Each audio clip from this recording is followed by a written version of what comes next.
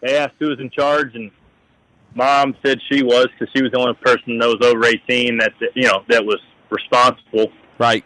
So they put her in the back of I think they just put her in the back of the cop car just to make it a scene, but definitely got the point across, and after that, there was no more fireworks out of the Field Filler Fairgrounds. And I understand that also put a close to the Field Filler Fairgrounds as well. What's that? Dad, we needed more parking up behind the shop, so Dad one day, just no remorse, took a Bobcat to it and tore it up. And I was like, "What the hell are you doing, Dad?" It's like a memory. It's like tearing the Sandlot up, Right. And you can when you have a kid, you can pay for one your damn self. So has a certain way with words. So Jimmy that's Odom, how that went down.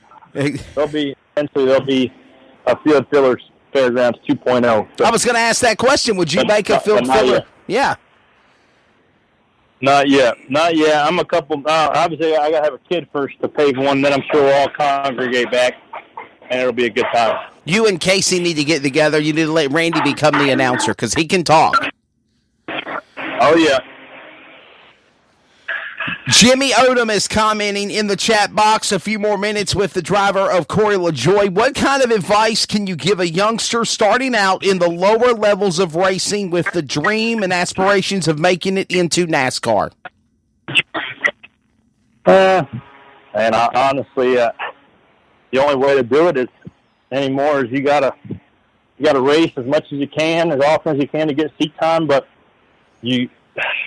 there's not many deals that you can get without money to break into something where you can actually showcase your talent. So, I don't want to be the bearer of bad news, but any available seat to get into of quality is going to be taken up by somebody with some money. So you got to do what you can when you're a kid. Learn how to race. Obviously, you got to win, but you got to learn race craft and take advantage of the opportunities when you do get them. But everybody comes to a fork in the road where they do get a break financially, and you got to get a little bit lucky like I did. So again, are you just saying, Corey, that we are in a day and a time now where you could have all the talent in the world, but if you do not have this money backing you, you don't have a shot, basically? Yeah. I mean, you can have. Now, there's always going to be a certain amount of maybe one or two guys every decade that get a legitimate shot, like a Chris Bell. Or, right. But you can count those guys on one hand and have a couple fingers left over. So you're either going to be a phenom, or you're going to have to get lucky financially. And I was a little bit of both, where I had success early in my career, and I had people that would put me in their race cars that at that time I didn't appreciate as much as I do now. And I had to more or less get a sponsor to get back in the fold with a better attitude to really appreciate those rides and really make myself better as a person in the car as well as a better race car driver in the car. So, there's just lots of layers to it, and there's not really a paved path to figure it out. That there's a different situation for everybody with their financial level, right? Where you go, what you do, how many times you race. So there's not really a blueprint to do it. You gotta do it. You gotta enjoy it. You gotta put a lot of hard work in, especially if you don't have, the more money you have, the less work it really takes, because you can surround yourself with better people and sit in better rides. But so it's just money fixes a lot of things. At the end of the day, you still gotta be able to push the button. Definitely. And I think the old cliche or the true cliche of always follow your dreams, but never forget where you come from. I think that matches you perfectly, Corey, because even though you run in the Cup Series full time and you're living your dream, you're still a humble guy. Anybody can come up to you. Anybody can talk to you. And and you're not one of those types that are like, hey, I'm busy. I just ain't got time for you right now. You'll sign an autograph for a kid. You'll do a picture with somebody. You will associate with the race fan. And a lot of people that I speak to on the broadcast realm of it, media side, Corey, they say that that's one of the things that they're heard about with a lot of race car drivers is there's not that fan-driver interaction that you try to do when you're around the racetrack or even away from the track. Yeah, there has been a little bit of disconnect from, this, I guess, generation of racers with their superstars not being quite as involved as the last season of superstars, I guess you could say. So obviously, I realize that the fans are what puts money in all of our pockets and the opportunity to be able to do what we love each and every week. So, honestly, if my trajectory would have stayed the same as I was when I was 18, I probably wouldn't. I probably would be along the same lines, just because you kind of look up to. I don't want to name any names, but the big guys that kind of blow fans off. Like if you don't know any different, and right. If you just see that and you have, you gauge yourself and compare your successes with somebody else's, that you should handle things the same way. So, I'm glad that I got knocked down a couple rungs per se, and I'm kind of rebuilding my career from the bottom, doing it the right way, and I think the fans are going to appreciate that too. When I do get in a good ride, they can relate to somebody that has worked and doesn't have their own jet and doesn't have a personal chef and doesn't do this and still goes and welds and does the stuff that a normal person does. I think that I could be their guy here in the next couple of years when I get in. When I get something that's capable of winning. Definitely. Another question coming in. Thank you very much. Describe your day-to-day life during Cup NASCAR weekend.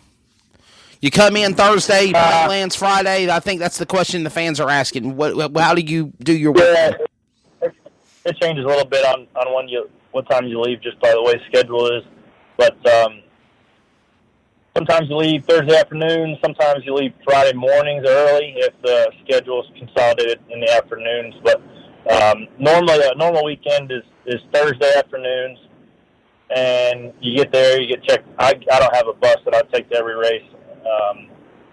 So I'll go to the hotel, right, get checked in, go get some dinner, hang out, and then watch previous races on my computer or iPad or whatever, just to kind of freshen the brain up for practice on Friday morning. And then you usually do a practice Friday morning, like a qualifying practice where everybody's in qualifying trim. Then you go qualifying Friday night or Friday afternoons, and then Saturday's usually a super early practice, 8:30, 9 o'clock. So those usually suck. But to do that, then you got two practices usually on Saturday, and hang out with the guys in the hauler, and then you get everything ready to go on Sunday. And then the second race of the weekend is the race to get changed, to get in your rental car and haul ass to the airport to get on the plane, because the airline they use is like a charter plane. So there's about 8 of them sitting on the tarmac, and the first 50 you get there, load up in the first one and go, and you definitely don't want to be in those last couple 3, because then you get stuck being there for a long time. So that's the second race of the day. Wow. And then, of course, in addition to that, it sounds like everything you just reiterated on, and of course, I know you got to have plenty of sleep.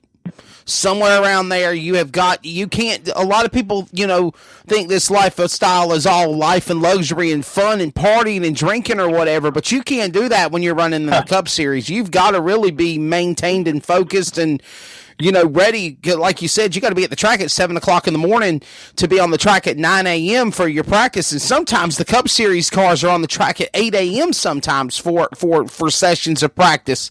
You can't party all night and be regretting it the next morning. You can't do it. Hell no. I mean, I've went and had a couple too many beers the night before those. I only did it once before that 8:30 a.m. practice, and that was it. I can promise you that it's not fun going 200 miles an hour with a little bit of a hangover. So, yeah, man, everybody thinks that we go to, all these places. Yeah, traveling is, I love traveling, but we don't get to see all the sights around the racetrack usually. Right. Just because you are trying to work on your car and get it going, and you don't leave the racetrack usually till about 6:37. So that only leaves you enough time to shower and go get some dinner and go to sleep. And then you're right back at the racetrack. So it's not like, when we go to, name any track, and, you might be able to get one afternoon with the Xfinity races going on. You can go out and see some stuff. But for the most part, I want to be there also watching the Xfinity race, seeing where the grooves are going and, what the caution tendencies are like, just stuff like that, where, if I'm off at a state park dicking around, I'm not learning those things. So any weekend, no matter where we're at, I'm there for business, whether we're in Fontana or Sonoma or Daytona or even here in Charlotte. Got one more question for you, buddy, and we're going to get off here. I know we've gone a little bit over time, but we've had questions coming in for fans, and I did want to acknowledge them. Final question for you from me is this here on Finish Line. Where do you see your career in the next, say, 5 to 10 years, and also where do you see NASCAR in the next 5 to 10 years with this new schedule change coming next year, the new Gen 7 car package, the new package of today? Where do you see our sport heading now? I think there's I think it's going in the general right direction.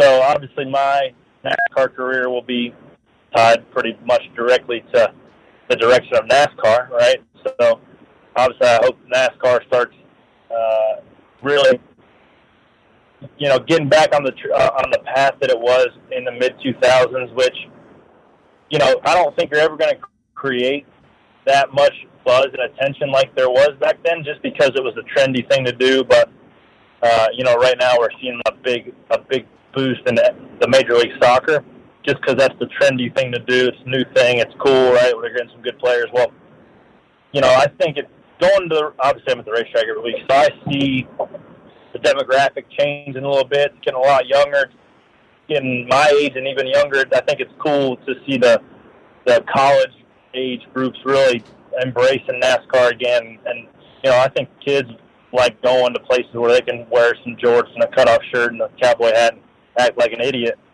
That stuff celebrated, at a NASCAR race. So that's cool to see that demographic getting a little younger. And, whether or not it's maybe a little bit shallow, I hope not. I hope that people remain fans as they get older. But I'm going to do everything I can to keep bringing people to the sport. And I think the Gen 7 car is going to be a plus. It's going to help make a little bit more parity from the Joe Gibbses to the Go Fast of the garage. And that's a whole other topic. But, I think my career, if I just stay on the trajectory I am and, keep doing the things I can control well, I would like to think I'll be in a car where I could be in position to win races and hopefully championships, because I feel like I'm mentally where I need to be with, making myself a better racer each and every week and making people around me better. So, whether that's making a smaller team better or jumping into a good car and trying to maintain that bar and keep it high, we'll see. Obviously I can't see the future, and there's only one guy that can, and he's taking care of me so far, so I'll let him keep leading the way, and I'll just be a good steward wherever I land. Very well said, definitely, and I think it's great that you base God in everything you do in your NASCAR career. Corey LaJoie, thank you for joining us here on Finish Line, buddy. As always, this is your Victory Lane, your media interview like you do on the Cup Series every Sunday. Thank out your sponsors, thank out your crew, everybody that makes it happen on that Go Fast number 32 Ford. Yeah, man. Thanks for having me on. I'll talk to you soon. Now, you want to thank your sponsors? Yeah, for sure. I'm driving, so I'm not quite listening to every word you say. I got you. Schluter Systems has been a big supporter of mine, even from the BK days. They've honestly kept me in the Cup fold, and they keep increasing their investment because they know the benefits of what the NASCAR program can do for their customers and brand awareness. So they've been a big supporter. So anytime you redo a tile in your bathroom, make sure you go get a Schluter System to waterproof it and do all that good stuff, so you don't have to do it twice. And then Keen Parts is a good sponsor for Go Fast. They're on the car several times. They're great people. They're CorvetteParts.net. And then there's several on and off the car throughout the year. And All About Wrap strives to offer our clients with fast, affordable service with race wraps starting at only $500. From go-karts to national touring teams and everything in between. Late models, modifieds, sprint cars, midgets, asphalt cars, and will even decal your helmets. Wraps, design services, and promotions.